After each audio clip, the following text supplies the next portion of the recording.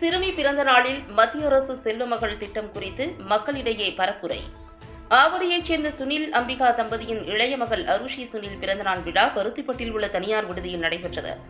இதில் சிறப்பு அழைப்பாளராக விஸ்வ இந்து பரிஷத் அமைப்பின் திருவள்ளூர் மாவட்ட தலைவர் சதீஷ் ஜி கலந்து கொண்டு சிறுமியை வாழ்த்தினார். மேலும் கடந்த சில வருடங்களுக்கு முன்பு பாரத பிரதமரால் துவங்கப்பட்ட செல்வமகள் திட்டம் குறித்து மக்களிடையே பரப்புரை செய்தார்.